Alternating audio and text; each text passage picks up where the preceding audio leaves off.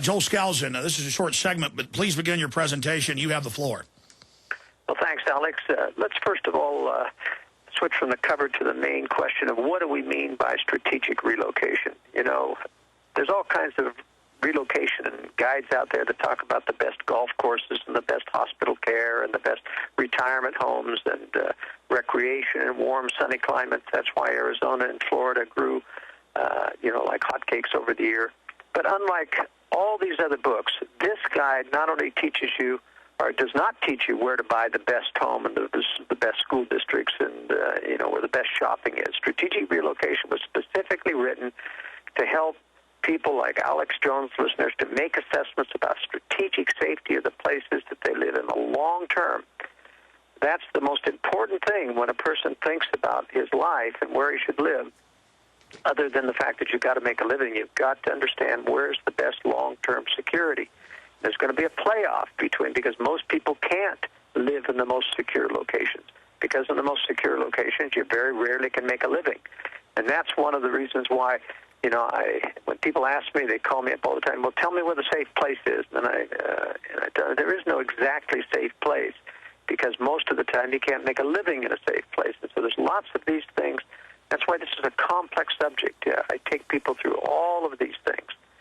And we have these illusions of peace and prosperity, even despite, foreign wars going on to Americans. Most of this is way, way far away. It's not going to touch us. I'm here to say that it's going to touch us someday, and it's going to start touching us now, especially economically. The economic foundations of the U.S. and the world are all based upon fiat money, and they're crumbling. The bailouts and more debt, whether in Europe or the United States, merely postpone the inevitable default. They do not stop it. I'm convinced it cannot be stopped, in fact. Default through collapse or through war is inevitable, in my opinion. Now, I think they'll choose war before collapse and use it as an excuse to start over with the world currency and a new debt cycle. They frankly cannot tax enough to pay the kinds of things they're doing. They must use debt and the commensurate inflation of our money supply, which is the deflation of our buying power. Well, continual intervention in other countries like Libya will invite eventual military backlash from Russia and China. I'm one of the foremost spokesmen of 2 or 3 in the country that believe that Russia and China are not allies, that they're not friendly, that they will not be contained by trade, that they in fact are and have been attempting or planning to strike the West and will do so at some point, and we seem to be handing them the excuse. But in any major crisis, as I mentioned, as Alex mentioned, your biggest enemy will be high-density concentrations of people, crippled supply lines, and crippled infrastructure. It will guarantee widespread social unrest and panic within a day, and even good people will have no other choice but to go scavenging for food, and that's what makes a defense nightmare when you're looking at good people who come rummaging through your property, you're looking for something, and you simply won't be shooting and defending yourself in that way or in an aggressive way against good people. You've got to simply get out of the mainstream, get out of the maelstrom, either by having concealed spaces, which we talk about in strategic relocation, or getting out of town, hopefully, and being positioned so that you can get out before this happens. Don't be on the attempting to make the last train out, as Gary North used to talk about so much. So what's new about this 3rd edition? Well, the 3rd edition is a complete rework of the previous 2 editions of the book. It not only has updated information for 2010, but entirely revised content and layout. Almost 3/4 of the text is new. The most significant changes in this edition include a new worldwide analysis of countries around the world, state and province-specific reviews of the U.S. and Canada, and dozens of new maps and tables to make information more accessible, easy to use. In fact, I added 200 new pages with not only an individual analysis of each state and a rating, but a complete color map showing everything about it, which we'll show you some pictures later on in the presentation if you're watching on Prison Planet TV of all of the land use within these states and the military target, et cetera. All right. Now, we've got just about 30 minutes left on the other side. We'll go a little bit into overdrive, but we're going to come back. You'll have the floor, and we'll launch into the presentation from your deep research. And folks, again, can get the book, Strategic Relocation, North American Guide to Safe Places, 3rd edition. Okay, we are back live doing a radio/TV simulcast, going through a PowerPoint presentation that breaks down the book, Strategic Relocation, North American Guide to Safe Places, 3rd edition with Joel M. Skousen. Joel, please continue. Well, there are 4 major sections to this book. Selecting a safe country is the first section. That's a new section where we actually, just by popular demand, people keep calling me, I've got to get out of here because of all the threats to America, and I want to go to a safe place, and I'll discuss that in a minute. Section 2 is analysis of North America. Section 3, strategies for security. And North America is Canada, and the United States is what I concentrate on. That's where most of our audience is, and most of my study and work has been in designing safe homes around North America. Number 3, Section 3, strategies for security and relocation. One of the most important sections, what makes this different than anybody else's analysis, is the fact that there is no real safe place for everyone. And every place has some compromise. Every place has some down things, and so there's a tremendous amount of compromise, modification, contingency planning, 2 or 3 steps that you've got to do to prepare yourself. And I cover this very interesting subject in that whole section. And then the 4th section is where you wrap it all together and make your choices of state and regional analysis, where I go through region by region and show the strong points and the weak points of various regions. And hopefully by then a person says, all right, I want this state or this state or this state. And then in that last section, I've got the color maps of every state with all of the targets, all of the land use problems, all of the volcano threats and all the earthquake threats on each individual state, where you can actually start to pick where you're going to go. Next slide. Talking about a safe country. First of all, it's important to understand how we view the world. It's very interesting how most people, if you go to any of the traditional ex-patriot sites, the people who've left the United States, and they explore the doctrine of international living. There's a site called internationalliving.com on the website, a website, and they extol all the wonders of living cheap and having access to the beach and all of these wonderful things. And most of the concerns that people have on those websites are, how do I deal with this legal problem? How do I deal with this real estate problem? How do I get American products here? How do I get access to my banking account down here? And all these little mundane things. And I can tell you, Alex, nobody's asking the question or even thinking that this may change. And yet the one thing that I point out in all of these countries is that stability is not there. Laws change, rules change, the culture change. It gets friendly to Americans, hostile to Americans. You keep maneuvering all of the time. There are also long-term economic threats which will face other countries.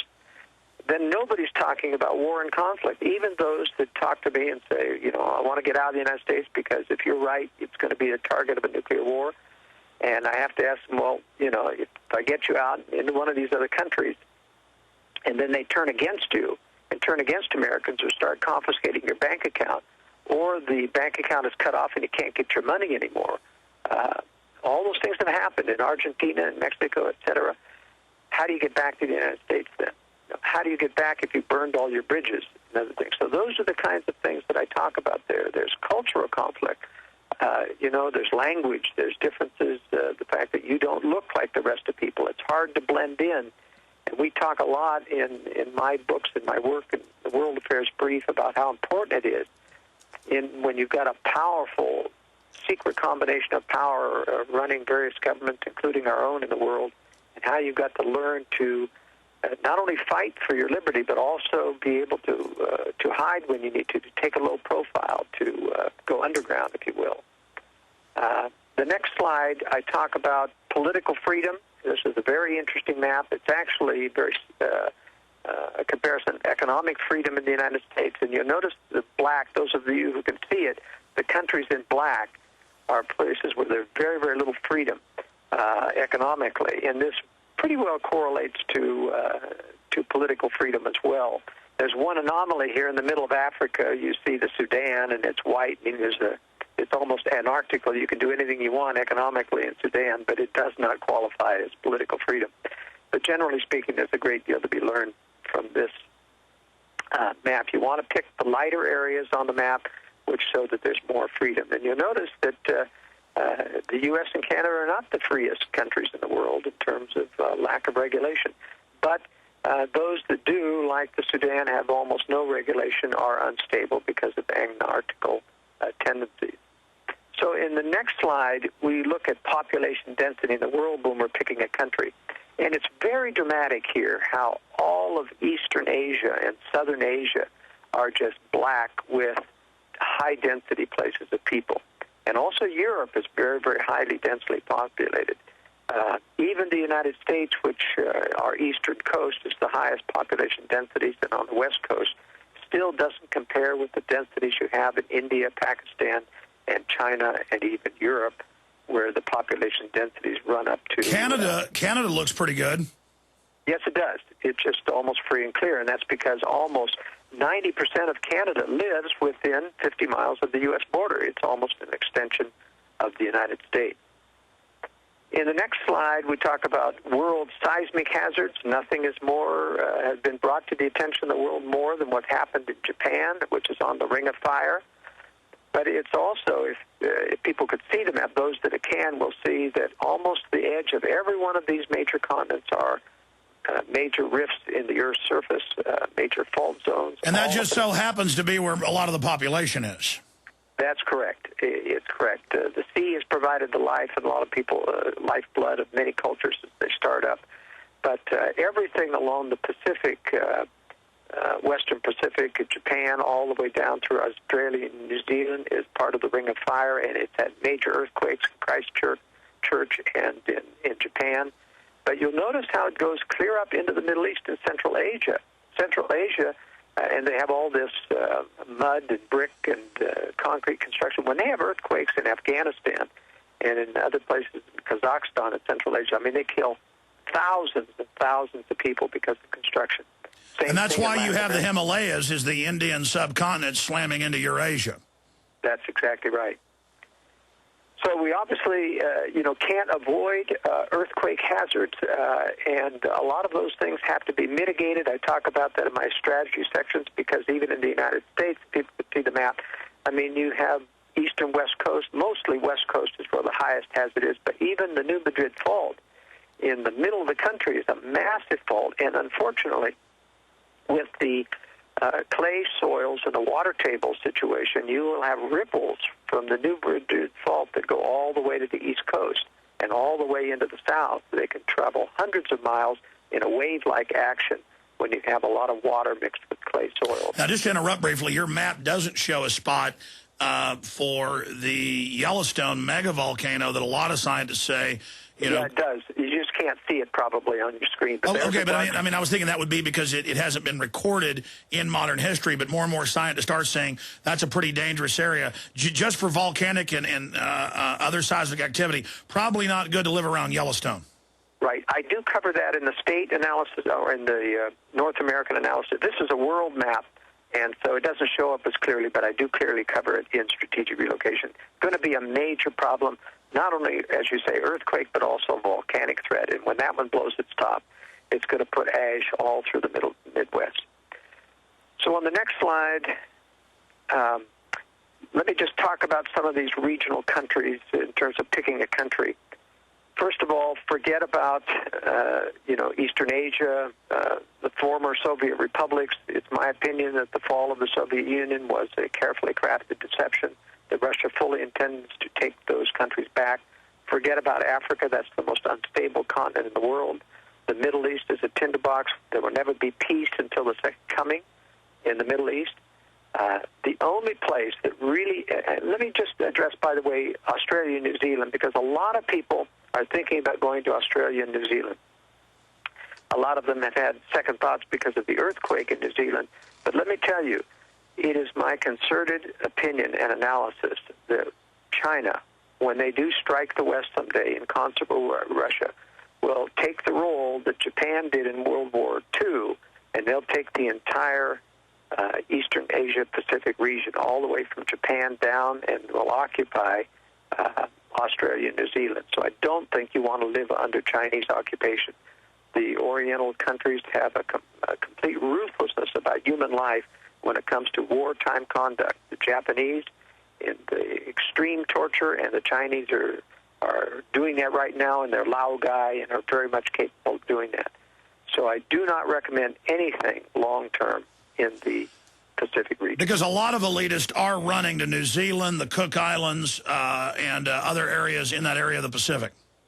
That's right. In other words, that's a real trap because of the relative, peace, and it speaks English and all of those things that people are attracted to New Zealand and Australia, but they really have globalist, lackey governments. The Australian government in particular really puts the pressure on. And China's buying up most of their infrastructure and their mines right now, really upsetting the Australians. Just a brief interruption here. No, that's absolutely correct. I point that out, Alex, that most of the mineral rights are being bought up. Australia is in a bad way economically, and they're looking to China as their savior. It's going to be anything but their savior. But I'll tell you, China's buying up Australia so that they will have a vested interest for occupation someday, and you will see that happen. Please continue.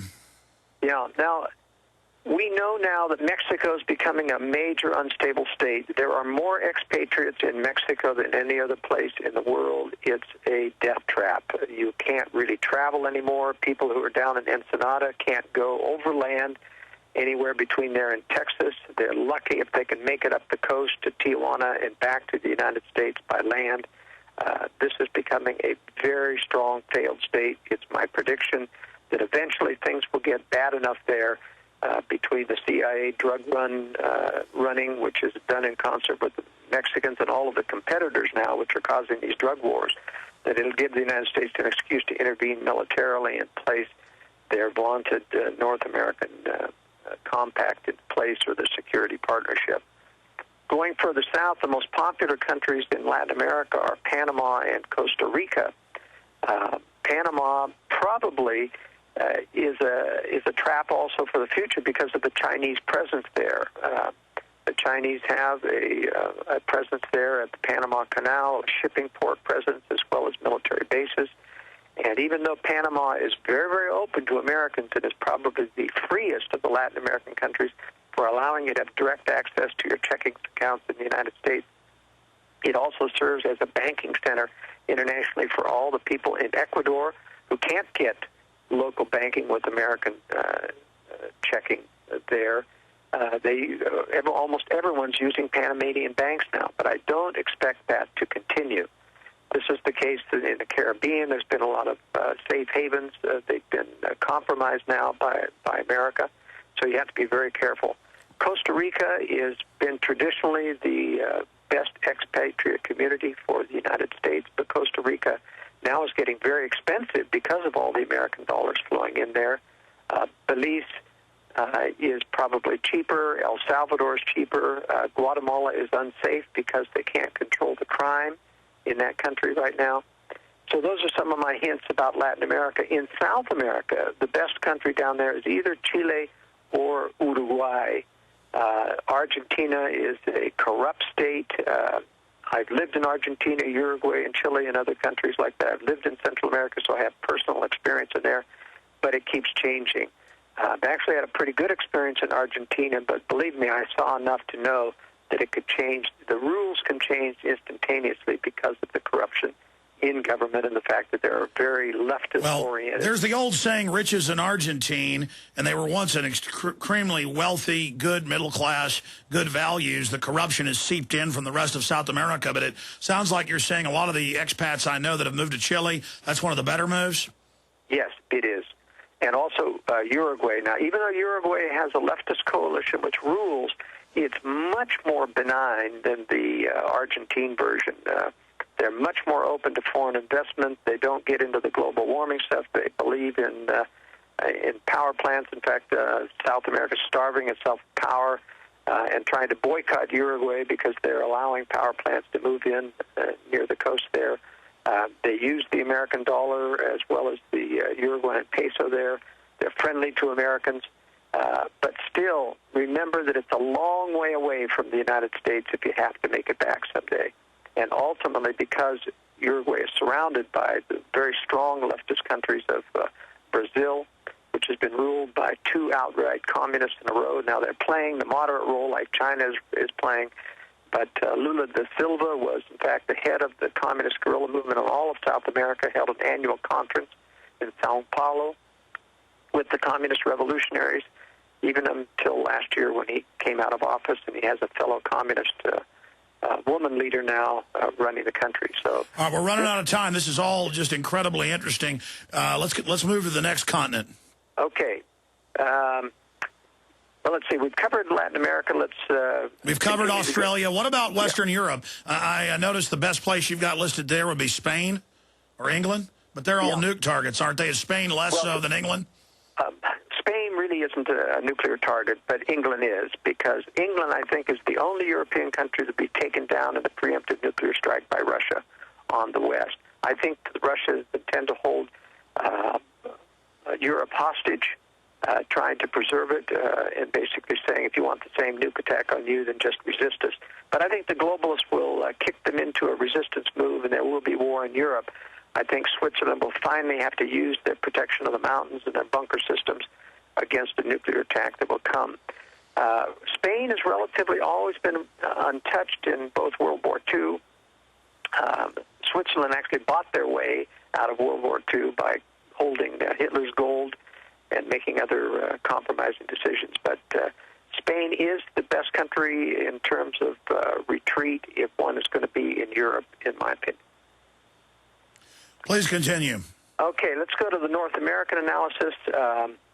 That slide talks about first climate and geography, and the slide I've got showing the temperature-based temperatures and humidity within the continent is very, very important, because climate and temperature is very important to a lot of people, and some people have health issues which don't allow them to stay within an area. But sadly, the best areas really in the country are where it's cold in the wintertime. You really can't get around that. But the warm areas attract the slow, the slovenly, and the people who are seeking for recreation, the people who are least able to handle hard times when it comes. And so there's a difference, of course, in the hot areas in the Arizona, Texas. So you want to be close to rural, anti-New World Order, hard hillbillies. That's right. Although in the South, you have a lot of those, but you don't. It's too close to the high-density population centers of the East, and will get overwhelmed, in my opinion. All right, stay there. We're going to come right back with Joel Skousen. I'm Alex Jones. We got 2 little segments left with him. It's obvious we'll have to do a part 2 in the future. Get the book at Infowars.com. Joel, continuing where you left off in the slides. Okay, we were talking about climate and geography. There's a little secret that I point out in the book in terms of best climate and geography for survival and for living in a colder climate, so that you're not, extremely inconvenienced. If you run a line from western Montana all the way down through the point of Texas, you get a diagonal across the United States. That essentially runs with the line of the Rocky Mountains through Utah, Colorado, and to the west of that, you have 15-degree more moderate temperatures than you do to the east of that line, and that's because the cold Canadian continental air from up above swings down into the central United States and mixes up with that warm, humid air, creating your massive blizzards in the wintertime, your sweeping, bitter winds that come across the plain states, and the huge amounts of tornadoes that plague the southern and central states, Texas, Oklahoma, et cetera, because of that. But you don't have hardly any of those once you stay on that diagonal line to the west. And that's why the best, long-term climates for survival, and it's also important to consider humidity. Humidity is a problem, both without air conditioning and because of the molds and insects that are bred where you don't get cold winters. But that's why Utah and Idaho and parts of New Mexico, northern Arizona, Colorado, Wyoming, western Montana receive the higher ratings. Next slide goes and shows the population density maps of the United States, and there we can see in much more detail how heavily populated the eastern seaboard is. And this also, because of the population centers in the Midwest as well, shows why the Midwest will get compromised, even though there's a tremendous amount of great areas in the Ozark Mountains and other places in rural Tennessee and rural Missouri, Oklahoma, and even in Texas, the northern southern states. All of these are at risk of having the massive population densities flee out of the cities, because they'll be the first ones to melt down when there isn't enough food, water, or supplies. and they'll start fleeing westward, and that ends up compromising those. That's one of the reasons why the Intermountain West area is the highest rated area in my analysis, because it has this 800 miles from San Francisco. It's 700 miles from Los Angeles over trackless deserts. This isn't. You know, Joel, we're almost out of time. We're going to do a little bit more into the next segment, maybe even go into more overdrive, but we're both busy. But I want people to be able to see and hear all this in one concise piece. But I want to ask you questions like, I know it's not perfect for everybody, but where would you live? Or where are the elites moving? Or what are they doing? And I want to ask some of those basic questions after this 1 minute break. All the questions are answered in Strategic Relocation, North American Guide to Safe Places, 3rd edition. Get it while you can. Well, we covered a lot of territory, but I'd guess we got 25% into the book. We're going to schedule a second interview where we just basically run through, recap what we already covered, and then get into all the other areas in the next few weeks with Joel Skousen in a part 2. The book is Strategic Relocation, North American Guide to Safe Places, 3rd edition. And Joel, just in closing, some basic quick questions I've got. Where do you live? I mean, generally. Well, I follow my own advice. I moved from Oregon, which is challenging California as socialist state of the union in terms of restricted property laws and things, to Utah, because this is that state that is the furthest away from all of these population threats and through trackless wilderness and desert. It's just almost impossible for people without fuel, food, and other facilities to get from Los Angeles up to Utah, and the same thing from Sacramento or San Francisco or from Seattle, any of those major, even Denver is 500 miles away through the most difficult mountain passes. And there's also a culture up there of people who are into being prepared and self-sufficient, so you don't have to worry as much about them coming and trying to rob you. Yeah, that's right. And there is a knit-togetherness to the Mormon population there, that even if state government breaks down, they have that church hierarchy which maintains order. And that doesn't mean that everyone has to be a Mormon. In fact, they're very open to other people coming in. But it means that the base population will remain stable and not riot and not panic as much as other communities. And that's why there's going to be, I believe, more stability there. But that doesn't mean that everybody has to move to Utah. Everybody can. I really stress and cover the worst thing that people did in Y2K, and I warned against this, but they did it anyway. They ran out into the most rural areas, sold everything, quit their jobs, and then they were calling me up in droves, after Y2K and said, well, now what do? I've run out of money. Self-sufficiency is a lot more expensive than I thought. And I say, well, you're going to have to go back and reestablish your financial lifeline and do it all over again. And that's why it's very important for people to realize that you can't just do this all in one step. Sometimes you have to take two. No, you got to think it out. And something the globalist type is not ever going to be the real threat. The real threat's going to come like a thief in the night. Now, the elites, and it's even admitted in CNN, they're building, even if they stay in cities, big underground bunkers, arming themselves. Briefly, all these former government people, what are they doing?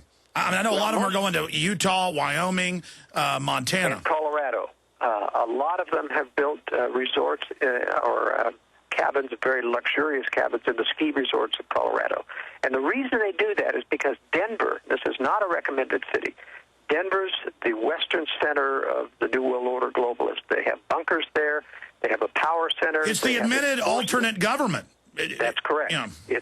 Denver is a very bad place, and that's why a lot of these ex-CIA, ex-NSA, and Army and government who know that a nuclear war is coming have built big underground bunkers. They're not telling the American people. They don't want us prepared, but they themselves are preparing. And I have run into numerous contractors who I've worked with in Colorado who have told me, you can drive down the street in Aspen and other areas and say, there's a bunker in that house, there's a bunker there. He's former NSA, he's CIA. I mean, these people know something, and it's just criminal that they don't tell the American people. Where are the elites running abroad? Well, a lot of them are in Switzerland. A lot of them are in northern Italy, in Germany, in the Alps. They're following what Hitler did. Bavaria is full of them. And they're also going to Latin America. A lot of them in South America, around Buenos Aires, some of them in Brazil. But those areas in Argentina, they expect, I think, to try to control, but they're down there as well. Yeah, I know the Rockefellers have really been moving and building houses and buying up land in Argentina. Yeah, the Bushes have built and got a big chunk of land down there in Paraguay. I don't think that's going to serve them very well, but that's where they are. Yeah, hundreds of thousands of acres. So is Ted Turner. Well, amazing presentation. Joel Skousen, 2 or 3 weeks from now, we'll set up a second part of the slideshow, go through it all, but we got a big chunk of it out of the way. But folks, don't, do your own research. Do whatever you can in degrees to mitigate the dangers of this world and all the stresses that are only intensifying, and the dollar devaluation. An economic collapse for me is what I'm worried about, not tsunamis, not earthquakes, the nuclear wars down the road. Strategic relocation available at Infowars.com. Get them while you can. They're selling out quick. Joel, thanks for joining us. My pleasure, Alex.